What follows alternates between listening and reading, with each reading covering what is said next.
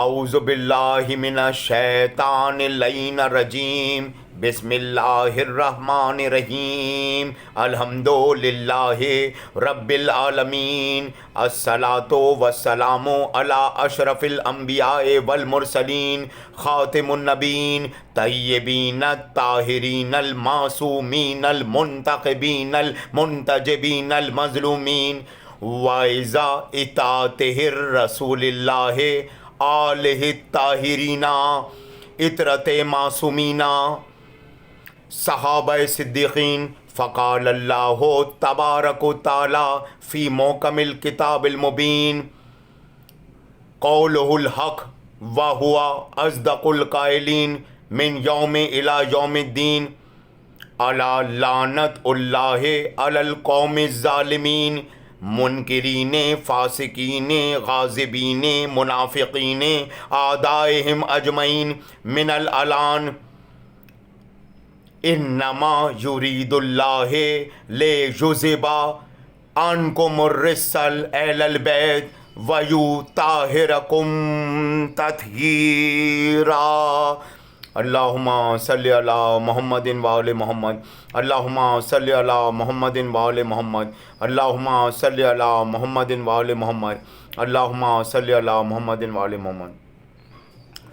حضرت عائشہ رضی اللہ تعالیٰ عنہ کا آج میں نے مخصوص ٹاپک رکھا تاکہ بہت سے معاملات میں اہل سنت سے کلیئر کرتا چلوں، فقہ اہل سنت سے بھی، مقدس کتابوں کی روح سے بھی، اور امام محدثین اہل سنت، امام سیوطی جنہوں نے روایتوں کو یکجا کیا، امام غزالی، امام عسقلانی، امام شافعی، تو سمجھدار کے لیے امام نسائی، انہیں تو شہید اور قتل بھی، مناقب علی، فضائل علی اور حجت اور ہدایت علی، یعنی کہ مناقبت علی بحیثیت نائب رسول، بحیثیت ولی مولا، بحیثیت امام، امام امت، امام انسانیت۔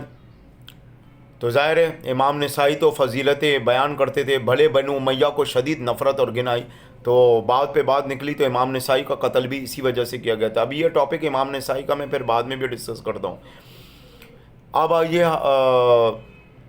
حضرت عائشہ رسول اللہ کی ازواج مطہرات میں سے ام المومنین، ظاہر ہے نبی تمہاری بیویاں مومنین کی ماں ہیں، پر میں اس کا بھی اب یہ خاشہ پیش کرتا ہوں کہ اس کی اصل صورتحال کیا ہے جو بڑی چھپائی جاتی ہے۔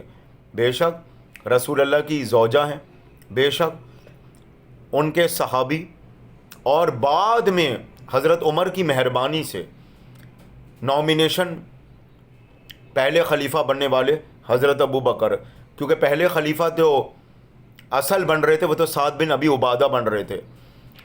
اور یہ بھی میں بتا دوں کہ کچھ لوگ یہ کہتے ہیں کہ جو حضرت ابو بکر کی خلافت کو نہ مانے وہ جہنم میں جائے گا، تو آپ رسول اللہ کے نعوذ باللہ نعوذ باللہ نعوذ باللہ صحابہ کو کیا جہنم میں لے کے جائیں گے؟ اور اہل بیت جو حضرت علی کی اتباع اور بیعت کے مقام و مرتبے سے امامت اور ولایت کے معاملے کو لے کے محروم کرنا، اور باغ فدق کا معاملہ، حضرت فاطمہ کا بھی غضبناک ہونا، ناراض ہونا، غضبناک ہونا، اور پھر حضرت عبداللہ ابن مسعود، حضرت عبداللہ ابن عباس، حضرت ابو ذر غفاری، حضرت حذیفہ یمانی، حضرت سلمان فارسی، حضرت عمار ابن یاسر، بہت بڑے بڑے صحابہ، جلیل القدر صحابہ، جی حضرت حمدانی، جی حضرت روشید، حضرت سیداوی، بڑے جلیل القدر صحابہ، حجر ابن ہدی، جی ان صحابہ نے تو حضرت ابو بکر کی خلافت کو ایکسیپٹ ہی نہیں کیا، اور نہ ہی کبھی جانشین اور وارث کی حیثیت سے مانا رسول اللہ کے۔ وہ تو حضرت عمر نے جب اہل یثرب، آج کے دور میں تو مدینہ بھی، اس وقت تو یثرب کا نام ہی زیادہ ظاہر چلا کرتا تھا، بعد میں نام تبدیل ہوا، تو ہاتھ پکڑ پکڑ کے مسلمانوں سے کہا کہ بیعت کرو، اتباع کرو پہلے خلیفہ کی حیثیت سے، اور انہیں جانشین اور وارث رسول اللہ بھی کہو، ورنہ تو جب شروع میں اتباع اور بیعت لے رہے تھے ان کے ہاتھ میں تو مشکل سے 5 لوگ ہی، 3 دن کا ایام، صبح اور دوپہر شام گزر گئی، صرف 5 لوگ حضرت ابو بکر کے ہاتھ پر بیعت کر کے انہیں خلیفہ نامزد کیا تھا۔ ان کی خلافت نامزد نہیں ہو رہی تھی. جی بعد میں وہ یثرب کے دروازے پہ جو قافلہ آ کے رکا اور جسے طویل سفر پہ جانا تھا قریش کا, تو نتیجہ کیا ہوا کہ ان سے کہا حضرت عمر نے تمہیں کھانا بھی دیں گے, پانی بھی دیں گے, رہنے کو آماج گاہ بھی دیں گے, سایہ بھی دیں گے, طولانی سفر پہ جانا ہے, بس تمہیں ایک شخص کی بیعت اور اتباع کرنی ہوگی اور اس کا نام ہے ابو بکر. تو ظاہر ہے تو وہ تقریباً 4000 تک کا مجمع تھا, تو وہ اس کی وجہ سے ایک آپ یہ کہہ سکتے میجورٹی بن گئی, ورنہ تو اکثریت صحابہ کی اہل بیت کو تو نہ مشورے نہ فیصلے نہ کسی اس میں دعوت میں سقیفہ بنی سعدہ میں کوئی شامل کیا گیا. جی وہ تو ویسے بھی رسالت امام صلی اللہ علیہ تعالیٰ علیہ وسلم کی پرسداری میں مصروف تھے, اور یہاں انصار اور مہاجر صحابہ کے جھگڑے چل رہے تھے خلافت اور وزارت کے عہدوں کو لینے میں. جی تو بہرحال خیر, کیونکہ ٹاپک حضرت عائشہ کا تھا اس لیے میں یہ بھی بتا دوں حضرت عائشہ کے والد کے خلیفہ بننے اور نامینیشن کو کتنا چھپایا جاتا ہے. اور معذرت خواہوں, ائمہ معصومین 12 امام 14 معصومین پنجتن پاک شہدائے کربلا, ان سے تو نہ حضرت ابو بکر جانشین اور وارث ہیں رسول اللہ کے. جی ویسے تو بہت سے اسلامی فقہ نہیں مانتے ان کو رسول اللہ کا جانشین وارث, یہ بھی میں بتا دوں, اس میں بہت سے فقہ ہیں. جی لیکن فی الحال میں اس وقت فقہ کے اوپر بات نہیں کر رہا. جی اور بہت بڑے بڑے صحابہ حضرت عبداللہ ابن مسعود, حضرت عبداللہ ابن عباس, حضرت ابو ذر غفاری, حضرت سلمان فارسی, حضرت مالک ابن اشتر, حضرت حذیفہ یمانی, حضرت حجر ابن ہدی. جی اور بھی بہت سے صحابہ, حضرت روشید, حضرت سیداوی. جی یہاں تک کہ زبیر ابن عوام کے متعلق بھی کہا جاتا ہے کہ ان کی خلافت کو انہوں نے ایکسیپٹ نہیں کیا تھا, خود اہل سنت کے محدثین اور اہل سنت کے علماء. جی تو اب ایک بات بتائیں, اچھا ایک اور بات حضرت عائشہ کا کیونکہ ذکر ہونے جا رہا ہے, تو ذرا میں خلافت کو بھی واضح کرتا چلوں کہ بھائی پہلی تو بات یہ کہ مجھے ایک بات آج تک سمجھ میں نہیں آئی, اور میں اکثر امت کے علماء سے پوچھتا ہوں کہ نہ تو کوئی جنگ ہونے جا رہی تھی, نہ کوئی قبضہ کسی عیسائی یہودی کا ہونے جا رہا تھا. اگر انصار فرض کیجئے ریاست کی حکومت کے لیے اپنا نامینیشن کر بھی رہے تھے تو وہ جھگڑے نپٹانا زیادہ اہم تھے, یا پرسہ داری کے لیے جو حضرت فاطمہ کے دروازے پہ لوگ آ رہے تھے ان کو ادھر جانا زیادہ ضروری تھا. تو بہرحال خیر غائبانہ نماز جنازہ تو کسی نبی نے آج تک پڑھی نہیں, نہ اہل بیت اطہار اولاد رسول آل محمد معصومین طاہرین علیہ السلام سے اس کا تعلق, نہ بڑے بڑے صحابہ سے. اب وہ سنت خلفاء ہے تو وہ ایک الگ مسئلہ ہے کہ بعد میں آئے جب لوٹ کے سقیفہ بنی سعدہ کے جھگڑوں کو نپٹا کے, یا یوں کہہ لیں کہ اپنی تلوار وہاں چمکائی جو گئی اور پھر واپس جب لوٹ کر آئے تو وہ یوں کہہ لیجئے, اور اس پہ بھی ہزاروں جھگڑے. سعد بن ابی عبادہ پہلا خلیفہ بن رہے تھے تو آئے غدر بود مچا دی, حضرت عمر ابن خطاب نے بھی آ کے پھر سعد بن ابی عبادہ کو پہلا خلیفہ بننے نہیں دیا. پھر وہاں حضرت عثمان کا بھی حضرت عمر سے بڑا جھگڑا رہا نامینیشن کے حوالے سے, اور بھی دوسرے صحابہ کا. بہت سے صحابہ تو حضرت علی کے دروازے پر آ گئے کہ جب رسول اللہ اپنی زندگی میں آپ کو جانشین وارث چن کے گئے, غدیر میں آپ کی مولائیت کا سرداریت کا اعلان کروایا, دعوت ذوالعشیرہ میں آپ کی شہادت دی کہ میں گواہی دیتا ہوں علی اللہ کا ولی ہے, وسیع گواہ ہے مجھ رسول کا, و خلیفۃ و بلا فضل ہے, تا قیامت کے لیے خلیفہ ہے. جب صحابہ کے مجمع سے کوئی نہ اٹھا دعوت ذوالعشیرہ میں رسول اللہ کی گواہی دینے, ابو سفیان بخیری لہب ابو جہل کے آگے, اور حضرت ابو طالب نگہبانی کے لیے مجمع کی کھڑے تھے, تو اسی بیٹھے ہوئے مجمع میں سے حضرت علی اٹھے, میں رسول اللہ آپ کی گواہی دیتا ہوں کہ اللہ وحدہ لا شریک ہے اور آپ اللہ کے رسول ہیں. پتہ چلا یہ کلمہ جو اہل سنت اور دیگر فقہ پڑھ رہے ہیں یہ حضرت علی کے الفاظ ہیں. جی اور شیعہ جو کلمہ پڑھے وہ دین میں اضافہ نہیں ہے, وہ رسول اللہ کے وہ الفاظ ہیں. جب حضرت علی نے بھرے مجمع میں واحد حضرت علی تھے جنہوں نے اٹھ کر ہمت کی اور گواہی دی کہ میں گواہی دیتا ہوں اللہ وحدہ لا شریک ہے اور آپ محمد اللہ کے رسول ہیں, تو پھر پلٹ کے کہا اے علی تو نے اس بھرے مجمع میں میری گواہی دی, میں بھی اس بھرے مجمع سے تمہاری گواہی دیتا ہوں. علی تو اللہ کا ولی ہے, وسیع رسول اللہ مجھ رسول کا گواہ اور شاہد ہے, و خلیفۃ و بلا فضل تا قیامت کے لیے میرا جانشین اور وارث ہے. اب پتہ چلا شیعوں کا کلمہ, شیعوں کے یہاں شروع کے لا الہ الا اللہ محمد الرسول اللہ کے الفاظ حضرت علی کے, جو کہ باقی مسلمان فرقوں کے بھی یہی الفاظ ہیں لا الہ الا اللہ محمد الرسول اللہ, لیکن جو بعد کے الفاظ ہیں شیعوں کیا وہ رسول اللہ کے ہیں. ہائے ہائے ہائے, واجب حیثیت سے رسول اللہ نے الفاظ پڑھے تھے. پتہ چلا اگر آپ کہیں گے شیعوں نے دین میں اضافہ کیا تو کیا رسول اللہ پہ الزام لگائیں گے کہ رسول اللہ نعوذ باللہ ایک بدعت کو جنم دیتے ہیں اللہ کے ہادی ہو کے, اللہ کے نبی ہو کے, شریعت سہلا والے ہو کے. سمجھدار کے لیے اشارہ کافی. اب کیونکہ حضرت عائشہ کا موضوع تھا تو ذرا حضرت ابو بکر کی خلافت پہ بھی روشنی ڈالنا چاہتا تھا میں, یہ لازمی ہو گیا تھا میرے لیے. اب ایک جملہ اکثر لوگ کہتے ہیں امام ابو حنیفہ کہتے ہیں سنت خلافہ پہ چلو, وہی ایک بخاری شریف کی جو روایت لی آتی ہے, اور بالخصوص سب سے عادت ہے امام ابو حنیفہ ہی سے منسوب کیا جاتا ہے. امام ابو حنیفہ جو ہیں وہ کہتے ہیں سنت خلافہ پہ, امام ابو حنیفہ سے ثابت ہے. تو امام ابو حنیفہ نے تو رسول اللہ کا دور ہی نہیں دیکھا. رسول اللہ کی وفات کے بھی بعد, رحلت کے بھی بعد 70 سال بعد تو وہ پیدا ہوئے. کوفے کے رہائشی تھے, مزید 30 سال لگائے تو فقہ کے عالم بنے. شاگرد میں رہے تو امام جعفر صادق کی, اولاد رسول کی,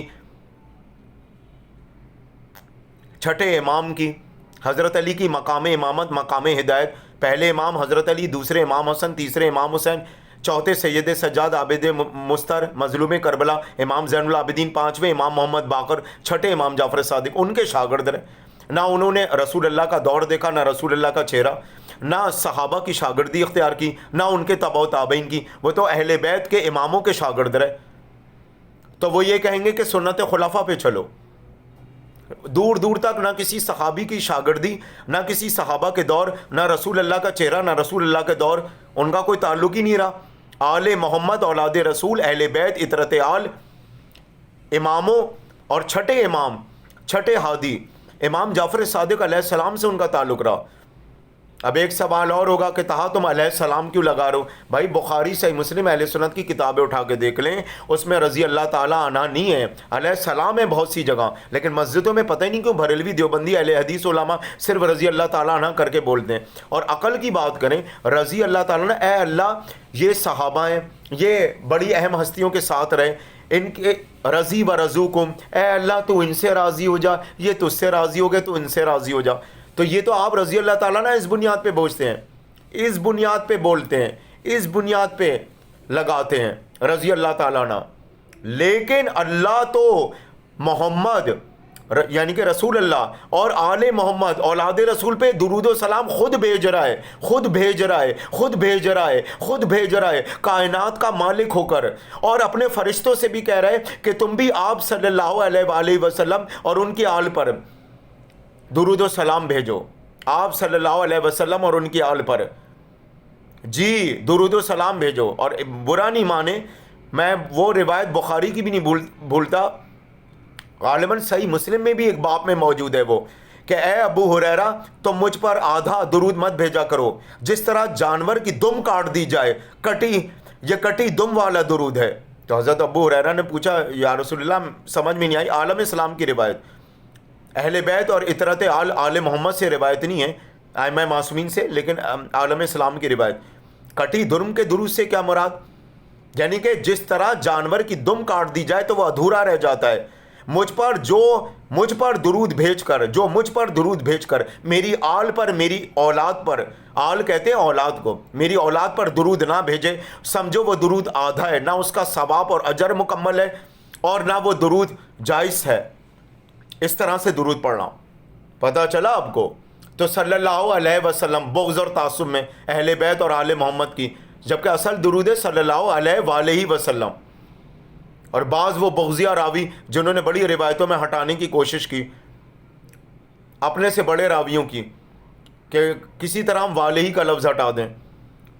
اہل سنت کی کتابوں میں کئی جگہ آپ کو امام حسین علیہ السلام, امام مہدی علیہ السلام, امام حسن علیہ السلام, جی امام جعفر صادق علیہ السلام, امام زین العابدین علیہ السلام, امام علی نقوی سادات جن سے چلیں علیہ السلام, اسی طرح تقوی امام تقی جواد, سمجھ رہے ہیں, زیدی اور آبدی امام زین العابدین آبدی, سمجھ رہے ہیں.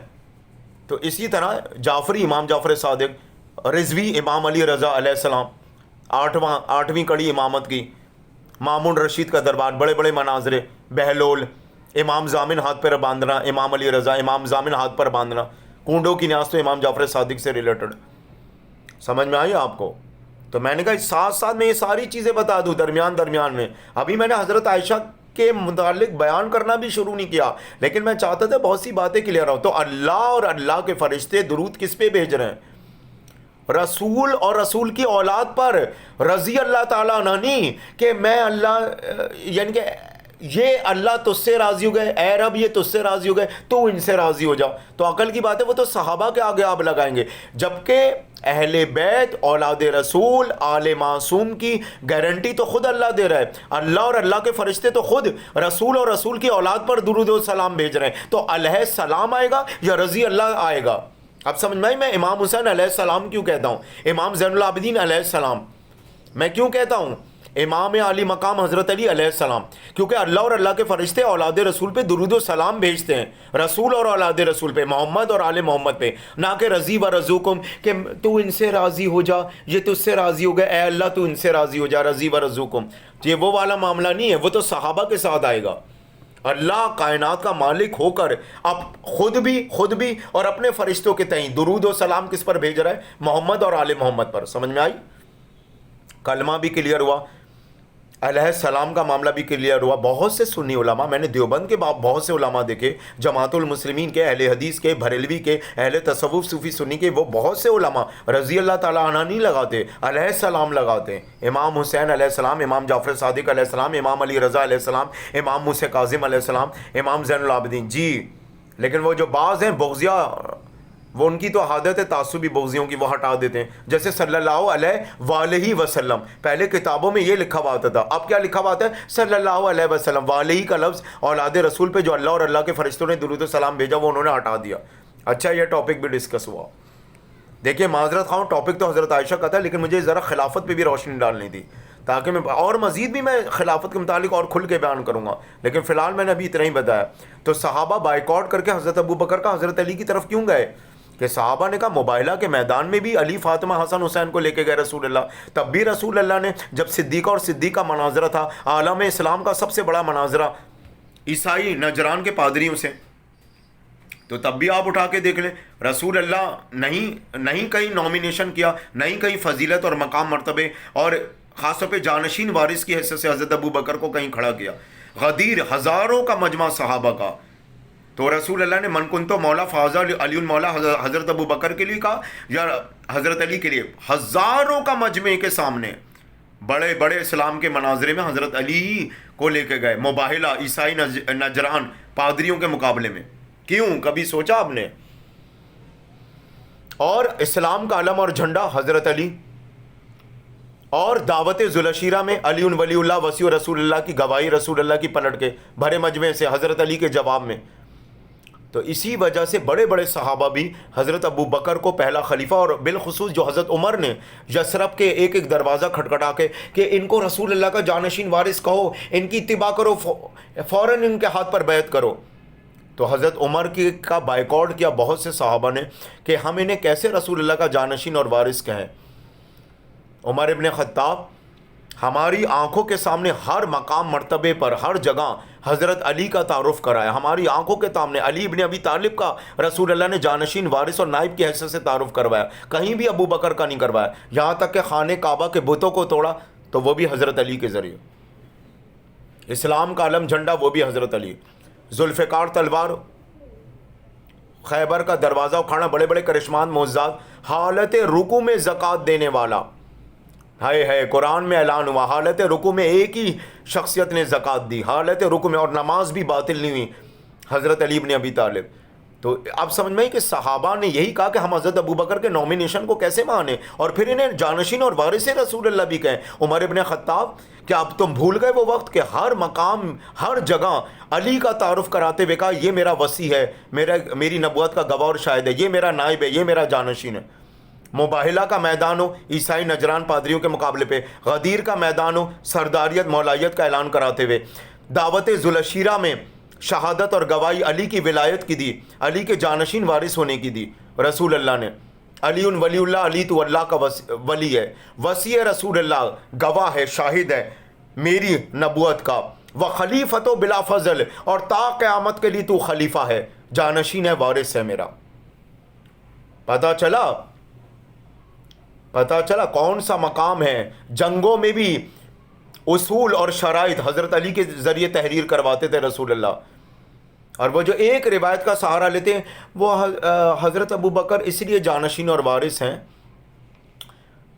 رسول اللہ کے کہ انہوں نے رسول اللہ کو نماز پڑھائی اور رسول اللہ ان کے پیچھے کھڑے ہو کے نماز پڑھتے تھے. بھلا یہ ہو سکتا ہے کائنات کا نبی، اللہ کا ہادی، اللہ کا معصوم اور طاہر آگے کھڑے ہونے کے بجائے اپنے صحابی، اپنے ہی شاگرد جسے اسلام کی الف بے سکھائی ہو حضرت ابو بکر کو، ان سے کہے تم امامت کراؤ اور میں تمہاری شاگردی قبول کرتا ہوں. اور حضرت ابو بکر اپنے پیچھے والے نمازی مصلی والے رسول اللہ پہ درود و سلام بھیج رہے ہیں. اپنے پیچھے والے پہ کبھی کوئی درود و سلام بھیجتا ہے؟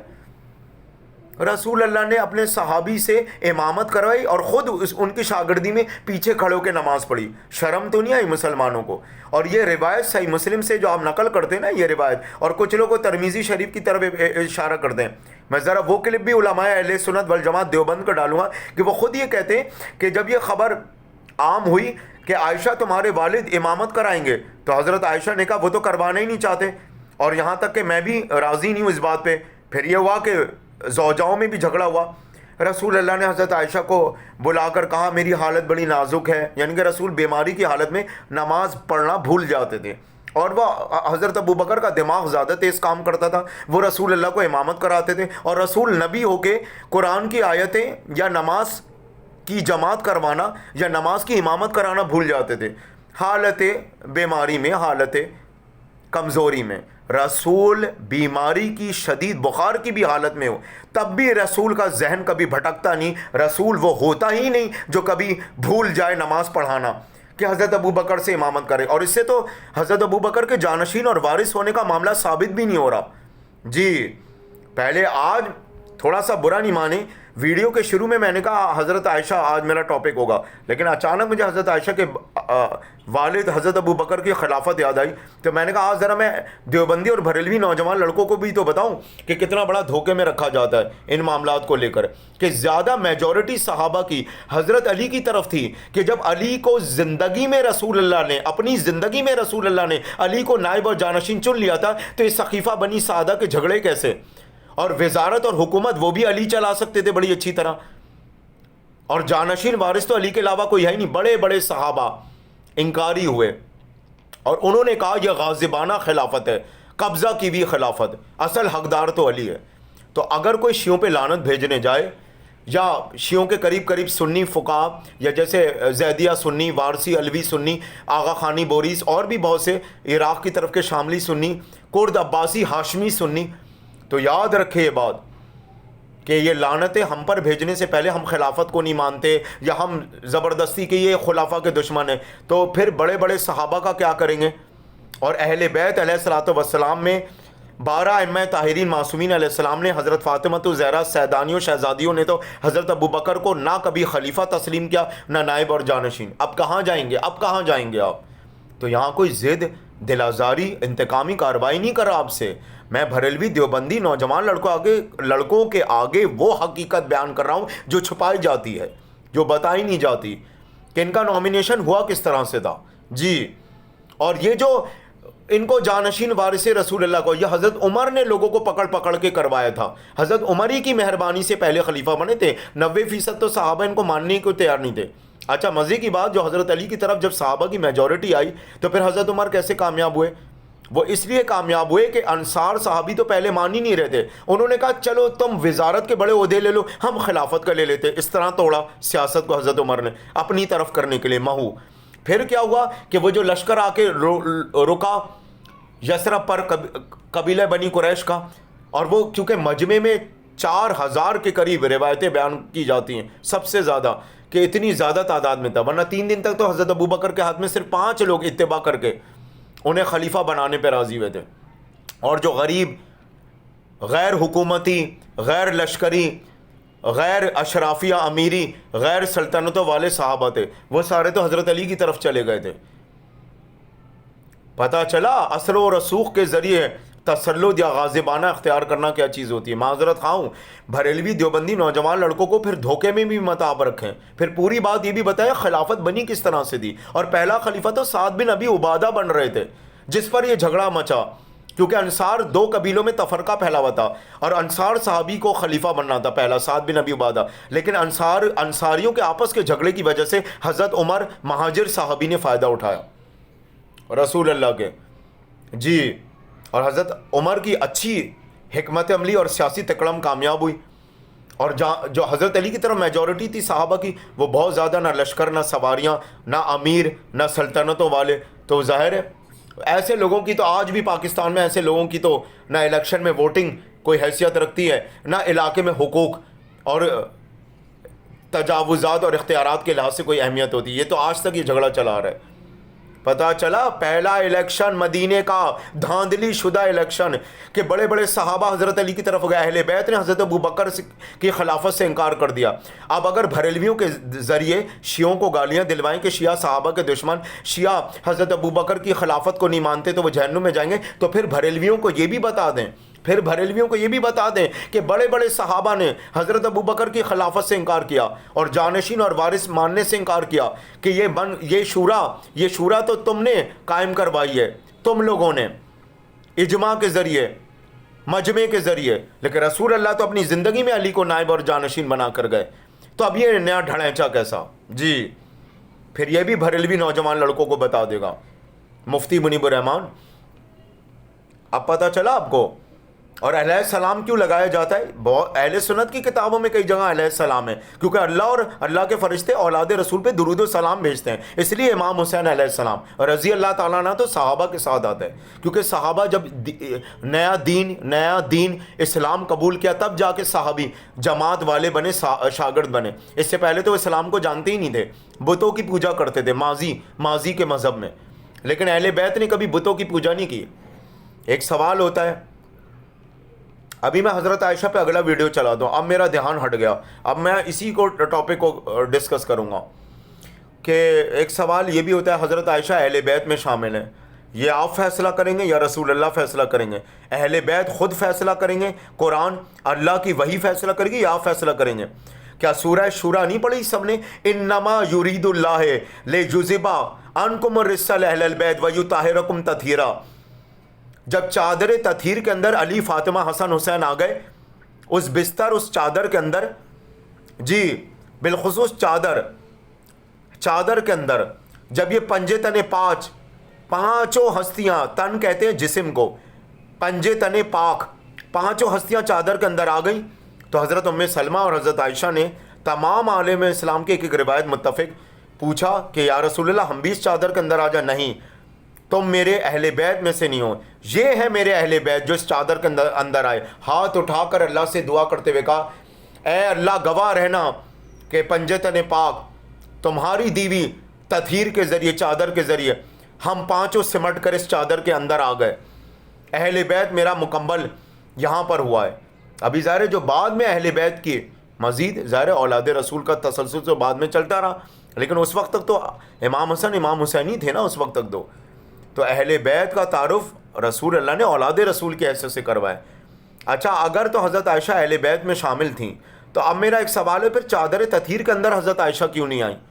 اور اگر حضرت عائشہ اہل بیت میں شامل تھیں تو اہل بیت تو قرآن کی آیت، اے حبیب ہم نے تمہارے اہل بیت کو ہر قسم کی خطا، گناہ، غلطی، شیبہ، ہذیان سے پاک رکھا، نجاست سے پاک رکھا، تو پھر اللہ نے اہل بیت کا حصہ اگر حضرت عائشہ کو بنایا تو پھر حضرت عائشہ چادر تطہیر کے اندر کیوں نہیں آئی؟ آیت تطہیر، پھر صرف محمد علی، فاطمہ، حسن، حسین کیوں چادر تطہیر میں آئے؟ اور اگر حضرت عائشہ اہل بیت کا حصہ ہے تو مباہلہ کے میدان میں جب عیسائی نجرانیوں سے مناظرہ ہوا صدیق کا، تب تو حضرت ابوبکر، حضرت عائشہ بھی موجود تھے، تو رسول اللہ انہیں میدان عمل میں لے کر کیوں نہیں گئے؟ پتہ چلا آپ کو؟ دعوت ذوالعشیرہ میں پھر رسول اللہ نے حضرت ابوبکر کے جانشین وارث ہونے کا تعارف کیوں نہیں کرایا؟ اسلام کا علم علی کے حوالے کیوں کیا؟ خانہ کعبہ کے بت علی سے کیوں توڑوائے؟ حالت رکوع میں نماز کے علی نے کیسے زکوٰۃ دی؟ انگوٹھی اتار کے دی ساحل کے سوال پہ، اور نماز بھی نہ ٹوٹی۔ حسین تو وہ ہے کہ جب رسول اللہ کے کندھے پہ سوار ہو جائیں اور حالت رکوع میں اور سجدے کے، جب رکوع ادا کرنے کے بعد سجدے کی طرف گئے رسول اللہ، تو جب یہ پیٹھ پہ سوار ہوئے تو رسول اللہ نے اپنی نماز نہیں توڑی۔ بعد میں صحابہ نے کہا آپ نے اپنی نماز کیوں نہیں توڑی؟ حسین تو آپ کی پیٹھ پر سوار ہو گیا تھا۔ میں اللہ کی وحی کے آنے کا انتظار کر رہا تھا، اللہ حسین کے پیٹھ سے ہٹنے کا انتظار کر رہا تھا کہ میری پشت سے حسین ہٹے تو میں وہی نازل کروں، تو پھر میرا حبیب اٹھے، سجدے سے سر اٹھائے۔ پتہ چلا یہ تو وہ ہیں کہ نمازیں رسول کی رک جاتی ہیں تب بھی رسول کی نماز باطل نہیں ہوتی، اگر پیٹھ پر، اگر رسول کی پشت پر حسین سوار ہو جائے، اور اگر حالت رکوع میں سورہ مائدہ حالت رکوع میں علی زکوٰۃ دے، ہائے ہائے ہائے ہائے، تو علی کی نماز باطل نہیں ہوتی۔ حضرت ابو بکر نے، رسول اللہ بیماری کی حالت میں تھے، اکثر نماز پڑھنا بھول جاتے تھے، رسول اللہ کا ذہن بھٹک جاتا تھا، حضرت عائشہ کو بلایا، عائشہ میں نے تمہیں حکم دیا تھا، تم ابھی تک ابو بکر کو بلا کے نہیں لائیں۔ حضرت ابو بکر آنا نہیں چاہتے، وہ پورا ایک قصہ کہانی، وہ روایت پورے طریقے سے بھی بیان نہیں کرتے، مفتی اس میں بھی چالاکی کر کے کھا جاتے ہیں۔ پھر دیگر ازواج اور حضرت عائشہ میں مٹ بھیڑ ہوئی، تم بلا کے لاؤ، نہیں میں بلا کے لاؤں گی، وہ آنا نہیں چاہتے۔ آپ کے اہل ہوتے ہوئے وہ کیسے یہ اہلیت قبول کریں گے نماز پڑھنے کی؟ تو یہ پورا معاملہ بھی تو بیان کرو، اس پہ میں کلپ بھی ڈالوں گا، دیوبندی علماء نے بھی اس پہ کلپ ڈالیں، جی ہاں، کہ وہ پورا ماجرا کیا ہے، حالانکہ میں اس کلپ کے ذریعے بات نہیں کر رہا جی۔ تو رسول اللہ نے کہا تم میرا حکم تاخیر کر رہے ہو میرے حکم میں، حضرت ابو بکر کو بلا کے لے کر نہیں آئے، وہ آنا نہیں چاہ رہے۔ پھر یہ ہوا کہ دوسری ازواج سے ہوا کہ تم بلا کے لے کر آؤ، وہ واپس لوٹ کر آ گئی۔ تو پورا معاملہ بھی تو پھر آپ بیان کریں کہ کیا حضرت ابو بکر نے ہر روز امامت کرائی اور کیا حضرت ابو بکر امامت کرا پائے؟ ایک روایت تو آپ یہ بھی نقل کرتے سیاست سے کہ حضرت عائشہ فرماتی ہے حضرت ابو بکر کھڑے ہونے جا رہے تھے امامت کے لیے، پھر باقی صحابہ نے انہیں رکوا دیا، پھر وہ بھی تو آپ لے کر آئیں، یا کہیں تو وہ بھی منظر عام پر میں ہی لے کر آتا رہا ہوں۔ پھر عجیب بات یہ ہے کہ رسول اللہ کا ذہن بھٹکتا ہی نہیں، رسول اللہ نماز پڑھانا کیوں بھول جائیں گے نبی ہوتے ہوئے اللہ کے، کہ وہ حضرت ابو بکر سے کہیں گے میری امامت کرو، اور اس بات سے تو حضرت ابو بکر کا جانشین وارث ہونا تو ثابت بھی نہیں ہو رہا جی۔ غدیر کے معاملے سے، سرداریت مولائیت کا اعلان، دعوت ذوالعشیرہ میں علی کی ولایت کے اعلان سے، اور نائب رسول اللہ کے حوالے سے تو ثابت ہو رہا ہے، مباہلہ میں بھی مناظرے کے لیے علی کو لے کر گئے۔ اسلام آج میں علم، جھنڈا، اسلام کا علم، عربی میں علم کہتے، اردو میں جھنڈا، اسے دوں گا جو کرار ہوگا، فرار ہوگا، اور وہی میرا نائب اور جانشین ہوگا جو اس معرکے کو سر کر کر آئے گا۔ پہلے صحابہ کو بھیجا، بیچ رستے سے صحابہ واپس آ گئے، جھنڈا اسلام کا واپس لے گئے، یا رسول اللہ ہماری ہمت نہیں ان کا مقابلہ کرنے کی۔ پتہ چلا جو اصل کسوٹی پہ پورا اترے اور اللہ کی طرف سے منتخب کردہ ہو وہی رسول کا جانشین وارث ہوتا ہے۔ یہ نہیں کہ امت کی شورا نے، امت کے مجمع نے، وہ بھی تمام مجمع نہیں، اور نہ تمام صحابہ، یہ کچھ شیخین بڑے بڑے سرداروں نے فیصلہ کر دیا تھا کہ حضرت ابو بکر کو خلیفہ بنایا جائے۔ کسی نے مجھ سے کہا، ایک بریلوی مسلک کہتے دعوت اسلامی والے، مسجد عائشہ بھیم پورہ، رامسا میں رینچو لینڈ، پان پٹیل بھیم پورہ کی طرف مسجد ہے دعوت اسلامی، کہیں گے تہا رسول اللہ نے حضرت ابو بکر کو خلیفہ بنایا۔ میں نے کہا مضبوط دلیل پیش کریں، مضبوط دلیل کوئی نہیں آپ کے پاس، امام ابو حنیفہ تو رسول اللہ کے دور میں پیدا ہی نہیں ہوئے، اور حضرت ابو ہریرہ بہت بعد میں رسول اللہ کے آخری ایام میں اسلام لے کر آئے، حضرت عمر سے بھی ان کے جانشین وارث کی بحیثیت رسول سے دلیل ثابت نہیں ہے۔ میں نے کہا یہ مہربانی اللہ اور رسول کی نہیں، حضرت عمر کی مہربانی سے پہلے خلیفہ بنے، تو اس میں تو آپ حضرت عمر کی تعریف کریں اگر وہ پہلے خلیفہ بنے حضرت ابو بکر، جبکہ بننا تو حضرت سعد بن ابی عبادہ کو تھا، حضرت سعد بن ابی عبادہ کو۔ یہ تمام فقہاء نے لکھا کہ پہلا خلیفہ کون بننے جا رہے تھے، حضرت سعد بن ابی عبادہ، اور بعد میں ان کو کتنی بے رحمی سے یہ بکواسات دیکھیں امت کی کہ انہیں جو ہے وہ ویرانے میں جن کھا گئے، چڑیلیں کھا گئیں۔ اچھا جن اور چڑیلیں، وہ نعوذ باللہ یہ تو وہ کیا ہے پروگرام ہو گیا کہ ویرانے میں وہ حاجت انہیں ہوئی محسوس، اور وہ کہیں کونے میں حاجت کرنے گئے ویرانے میں، تو چڑیل اور جن کے سائے انہیں کھا گئے، حضرت سعد بن ابی عبادہ کے۔ ایسی ہذیان کی بکواس رسول اللہ کی امت کے علاوہ کوئی کر نہیں سکتا۔ ایک صحابی کے متعلق جو کہ پہلا خلیفہ بننے جا رہے تھے، حضرت سعد بن ابی عبادہ، تو حضرت عمری کی مہربانی تھی جو وہ یہ پہلے خلیفہ بنے، حضرت ابو بکر، ورنہ تو بڑے بڑے صحابہ حضرت علی کے دروازے پہ چلے گئے، حضرت علی کی طرف چلے گئے،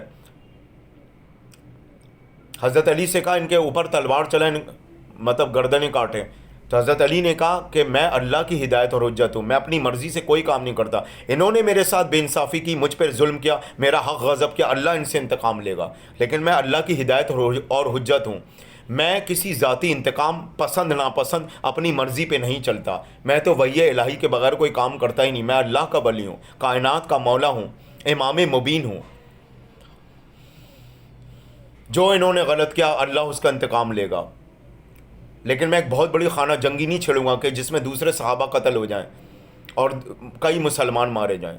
حضرت علی کا مسئلہ ذرا اور ہی تھا. ظاہر اللہ کی ہدایت اور حجت صبر کرنا بھی جانتی ہے, مصالحت اندیشی کو بھی دیکھتی ہے, اور انتقامی کارروائیوں میں نہیں لگی رہتی. اکثر لوگ رسول اللہ پہ بھی یہ الزام لگاتے ہیں رسول اللہ نے تلوار کیوں نہیں چلائی, رسول اللہ نعوذ باللہ خوفزدہ تھے, رسول اللہ نے تو کافروں سے بدلہ ہی نہیں لیا, نہ یہودی عیسائیوں سے. او بھائی وہ اللہ کی ہدایت اور حجت ہیں, نبی ہیں, امام الانبیاء ہیں. اللہ کی ہدایت اور حجت اپنے ذاتی انتقام, اپنی مرضی, اپنی انا پہ نہیں چلتی. یہی چیز فرقہ اہل سنت کے نوجوان لڑکوں کو سمجھ نہیں آتی کہ رسول اللہ نے تلوار کیوں نہیں چلائی, بدلہ انتقام کیوں نہیں لیا. جب حضرت علی پہ باغ فدق کا معاملہ ہو, علی کی جانشینیت اور وارث ہونے کا معاملہ, حضرت علی پہ اتنے ظلم ہوئے, اور حضرت عائشہ نے بھی حضرت علی سے میدان جنگ میں کھلم کھلا جنگ لڑی, رسول کی زوجہ ہو کے نامحرم مردوں کے میدان میں وہ آ گئی ظاہر ہے جہاد کرنے, جبکہ عورت پہ جہاد میدان عمل میں واجب ہی نہیں, فرض ہی نہیں. اور پھر حضرت علی اور حضرت عثمان پہ فتویٰ بھی دیا دونوں خلیفاؤں کے دور میں, جبکہ فتویٰ دینے کا اہل کوئی عورت اس طرح رکھتی ہی نہیں اسلامی شریعہ کے معاملات کو لے کے. لیکن بہرحال اب کیا جا سکتا ہے, مسلمانوں کی عقلوں پہ ہی میں درود و سلام بھیج سکتا ہوں. پتہ چلا آپ کو. تو حضرت عائشہ کی ویڈیو میں اگلی جاری کرتا ہوں, کچھ باتیں تھیں جو میں بیان کروں. تو حضرت عائشہ نہ اولاد رسول میں شامل, محمد اور آل محمد میں درود ابراہیمی میں کہیں حضرت عائشہ ہیں. صحابہ پہ بھی اللہ نے درود نہیں بھیجا. وہ الگ بات ہے کہ کچھ مسلمان فقہ وا صحابی لگا لیں اضافی, کہ رسول کے ساتھ ساتھ رہے تو ہم ان پر بھی وا صحابی لگا لیں, لیکن اللہ نے درود و سلام صرف محمد اور آل محمد پر بھیجا. درود ابراہیمی میں دیکھ لے جا کر, درود ابراہیمی میں ابراہیم آل ابراہیم, محمد آل محمد. جی کہیں صحابہ کا ذکر ہے, کہیں حضرت عائشہ کا. مبائلہ کے میدان میں کہیں حضرت ابو بکر حضرت عائشہ گئے, صدیقہ اور صدیقہ مناظرہ عیسائی پادریوں میں, صرف علی فاطمہ حسن حسین. چادر تطہیر کے اندر کون آیا, اور کیوں رسول اللہ نے کہا یہ میرے اہل بیت ہیں, پھر حضرت عائشہ کو کیوں نہیں کاؤنٹ کیا. پتہ چلا اہل بیت, بیت کہتے ہیں گھر کو, اہل کہتے ہیں اصل گھر والے. تو زوجائیں اگر رسول اللہ کے گھر میں رہنی, صرف اس بات سے وہ اہل بیت نہیں ہوئی رسول اللہ کی گھر والی, بلکہ اس کے لیے اللہ کی طرف سے قائم کردہ کون ہے, رسول کے اصل اہل. اس لحاظ سے دیکھا جاتا ہے اللہ کی طرف سے قائم کردہ تو یہ ہیں. اور انہی کی نسل سے, حضرت فاطمہ تو زہرا کی نسل سے امام مہدی تک, امام زین العابدین کو بھی اللہ نے مصلحت مشیت کی حالت میں چنا پیغام کربلا کو عام کرنے کے لیے, بیویوں کا نگہبان بنایا کربلا کے پیغام کو عام کرنے کے لیے. سید سجاد عابد مصر امام زین العابدین, امام مہدی کو بھی قیامت میں رہبری اور ہدایت کے لیے چنا حضرت فاطمہ تو زہرا کا صلب. دیگر ائمہ نے بڑے بڑے مناظرے, بڑے بڑے دین کے دفاع کیے اپنی جانوں کا نذرانہ دے کر, ہدایت اور حجت کی بنیاد پر, معجزات کرشمات. ان میں سے کچھ اماموں کے نام تو میں نے لے لیے. تو پتہ چلا اہل بیت رسول اللہ کی گھر والی ضرور تھی, پر اہل بیت آپ لفظ کو نہیں سمجھ رہے. آپ پتہ کیا کر رہے ہیں, یہ جو امت کے مفتی کرتے کیا ہیں بھائی, بیت کے معنی گھر اور اہل کے معنی اصل گھر والے. او بھائی چلو اس لحاظ سے تو بیویاں بھی گھر میں شامل ہوتی ہیں, لیکن پہلی بات کیا حضرت عائشہ کے صلب سے کوئی اولاد چلی؟ کیا حضرت عائشہ کے صلب سے کوئی اولاد پیدا ہوئی اور وہ رسول اللہ کی جانشین وارث بنی؟ پہلی تو بات یہی ختم ہو گئی. اب اگر حضرت عائشہ زوجاؤں میں ضرور شامل ہے, ازواج میں, لیکن حضرت عائشہ اہل بیت صرف بیت کے لفظی معنی گھر اور اہل کے معنی اصل حقدار, اس سے صرف مراد نہیں ہوتی اہل بیت. اہل بیت کا مطلب یہ کہ رسول کے خاص منتخب کردہ کون ہے رسول کے گھر میں سے, تو وہ تو اللہ ہی طے کرے گا نا. اور اللہ نے کسے طے کیا؟ علی فاطمہ حسن حسین کو, جبھی تو پنجے تن پاک یہ کہلائے. اور پھر آگے 12 اماموں کا ہدایت کا سلسلہ. ویسے تو اہل سنت کے علماء بھی کہتے ہیں کہ یہ امام امت ہیں, رسول اللہ کے نائب میں 12 امام, صرف شیعوں کے امام نہیں ہیں. لیکن ہم نے تو کہیں نہیں دیکھا کہ ان اماموں کی ولادت, شہادت, وفات بتائی جاتی ہو. بہت ہی کم سنی, نقشبندی سنی, بریلویوں میں خاص, یا اہل تصوف صوفی سنی اس پر زور دیتے ہیں. باقی تو اکثریت ہی نازبی, وہابی اور نجدیوں کی ہے اکثریت. تو اللہ معاف کرے آل سعود, بنو امیہ, بنو عباسیہ. تو بہرحال ہم نے تو یہ بھی نہیں دیکھا کہ ان اماموں کی کوئی قربانیاں, کوئی مناظرے, کوئی معجزات کرشمات کبھی بیان کیے گئے ہوں. بس امام ابو حنیفہ ہی کا تذکرہ ہوتا ہے پاکستان, انڈیا, بنگلہ دیش میں, وہ بھی شاگرد امام. اور بقول امام ابو حنیفہ کے ہم سے غلطیاں بھی ہوئیں, ہم سے کوتاہیاں بھی ہوئیں, ہم سے گناہ بھی ہوئے, غلطیاں بھی ہوئیں بقول امام ابو حنیفہ کے. امام شافعی، مالکی، حنبلی اور احمد بن حنبل یہ سب تو شاگرد امام تھے. اصل امت کے امام تو یہ 12 تھے، لیکن امت ان پر چلی نہیں، اس لیے کہ مفتیوں نے کبھی مسجد اور مدرسوں میں انہیں بیان ہی نہیں کیا. تو پتہ چلا کہ اصل اللہ کی جانب سے رسول کے اہل بیت کون ہیں. اعلان رب باری تعالیٰ. جی جب چادر کے اندر علی، فاطمہ، حسن، حسین ہے تو رسول اللہ نے ہاتھ اٹھا کر کہا کہ یہ ہے میرے اہل بیت، یہ ہے میرے اصل اہل بیت. تو حضرت عائشہ تو چادر کے اندر آئی نہیں، چادر تطہیر کے اندر، نہ حضرت ام سلمہ، وہ تو باہر کھڑی رہیں اور انہوں نے اجازت طلب کی رسول اللہ سے ہم چادر کے اندر آ جائیں. تو رسول اللہ نے کہا نہیں عائشہ، نہیں ام سلمہ، تم میرے اہل بیت میں شامل نہیں ہو. میری ازواج میں ضرور ہو لیکن اہل بیت کا حصہ نہیں. پتہ چلا اہل بیت صرف بیت کے معنی گھر اور اہل کے معنی اصل گھر والے صرف ایک ڈیفینیشن کے لحاظ سے مراد نہیں ہوتی، بلکہ اللہ کنہیں قرار دے رہا ہے رسول کا اہل بیت. یہ اس لحاظ سے ہوتا ہے معاملہ.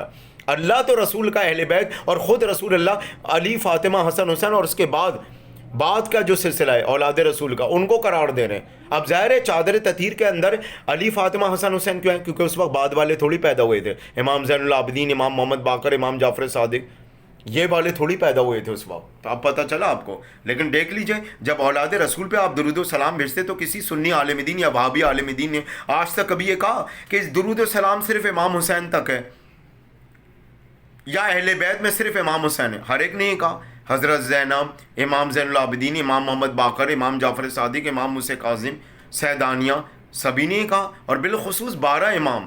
جی تو اس میں امام حسین تک تو کسی سنی وہابی نہیں کا، صرف امام حسین تک اہل بیت ہیں، آل محمد ہیں اور ان پر درود و سلام ہے. اب چادر تطہیر کے معاملے میں تو ظاہر حسن حسین تھے اس وقت، بعد والے تو تھے ہی نہیں، زین العابدین، محمد باقر. لیکن اولاد رسول پہ جب پوری امت درود و سلام بھیجتی ہے اور جب لفظ اہل بیت کہتی ہے تو امام جعفر صادق کو بھی کہتی ہے، امام زین العابدین کو بھی، امام محمد باقر کو بھی. اور ہر ایک امام نے اپنا تعارف اہل بیت اور آل محمد کے ہی تحت کروایا، اللہ کی ہدایت اور حجت کے تحت ہی کروایا.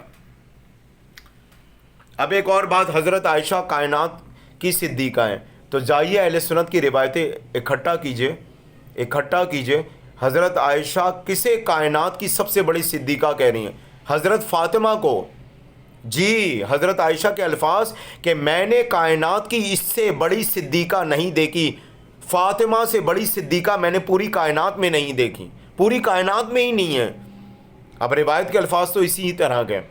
جی حضرت عائشہ فرماتی ہیں کہ کائنات میں سب سے بڑی صدیقہ، دنیا میں نہیں کائنات میں سب سے بڑی صدیقہ اگر کوئی ہے تو فاطمہ تو زہرا، فاطمہ اگر کوئی کائنات میں سب سے بڑی صدیقہ ہے تو فاطمہ.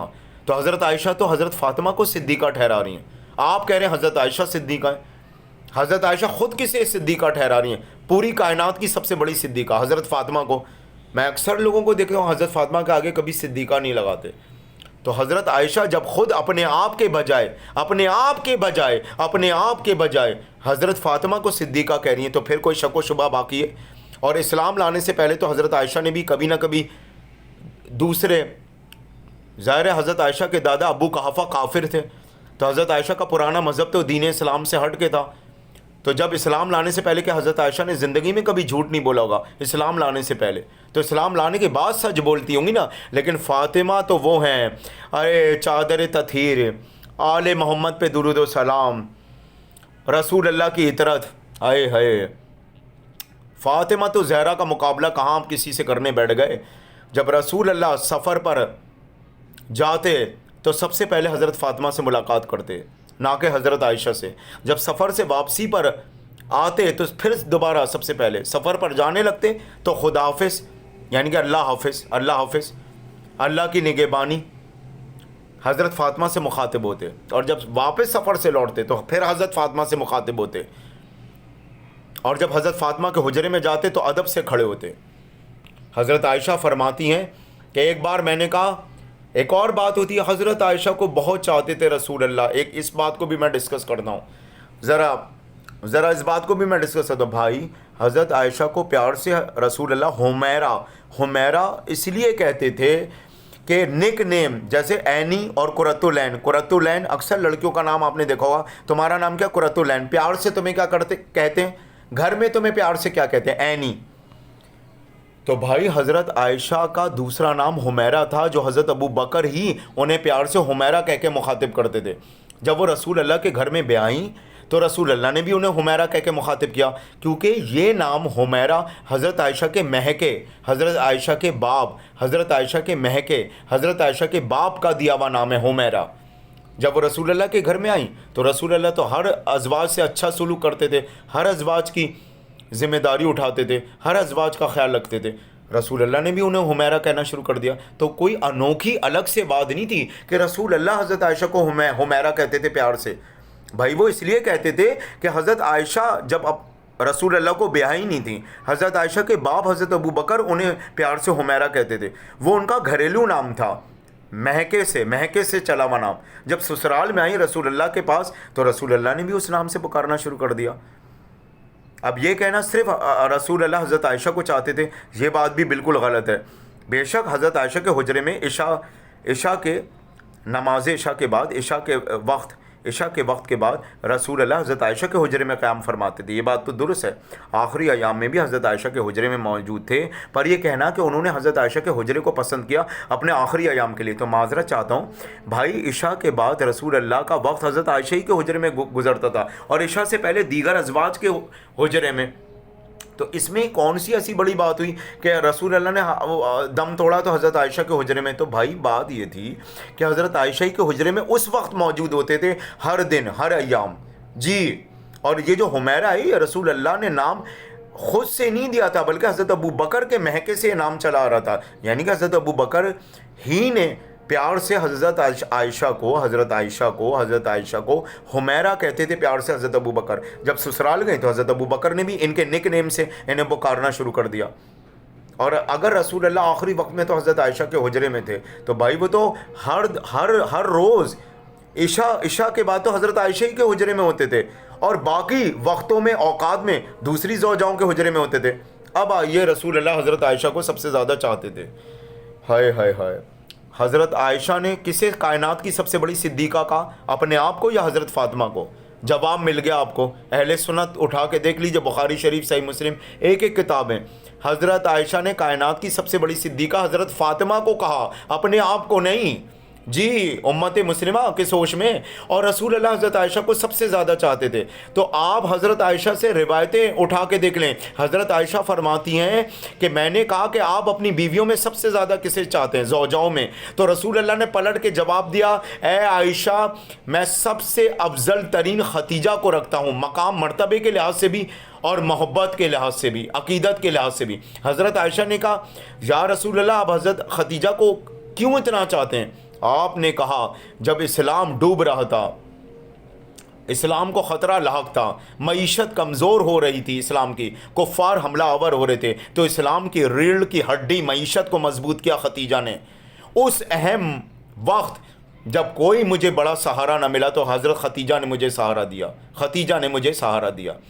حضرت عائشہ فرماتی ہیں رسول اللہ حضرت ختیجہ کو اتنا چاہتے تھے کہ ان کی سہیلیوں کی دعوت کرتے تھے۔ آج تک رسول اللہ نے میری کسی سہیلی کی دعوت نہیں کی، نہ میری بہن اسماء بنت ابی بکر کی، لیکن رسول اللہ حضرت ختیجہ کی سہیلیوں تک کی دعوت کرتے تھے۔ اور رسول اللہ کا پہلا نکاح بھی حضرت ختیجہ سے ہوا، اور اتنا چاہتے تھے کہ ہم باقی زوجاؤں سے حضرت ختیجہ کی سیرت اور ان کی محبت اور ان کے مقام مرتبے کی فضیلت کا ذکر کرتے تھے۔ جائیے اہل سنت کی سیاست اٹھائیے، حضرت عائشہ کیا کہہ رہی ہیں کہ رسول اللہ اپنی بیویوں میں، ازواج میں کس سے سب سے زیادہ محبت کرتے تھے؟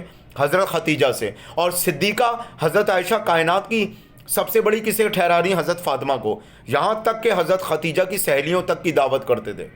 پتہ چلا اب آپ کو، دودھ کا دودھ پانی کا پانی۔ حضرت عائشہ کے معاملات کو لے کر میں اور باتیں بھی بیان کروں گا۔ آج میں نے خلافت کا موضوع بیان کیا، اتفاق ڈسکس تو حضرت عائشہ کا بھی اور کرنا تھا، پھر ایک اور ویڈیو ڈال کے حضرت عائشہ کا ڈسکس کرتا ہوں۔ وما علینا الا البلاغ المبین وصلی اللہ علیہ تعالی رسول الکریم، اما بعد۔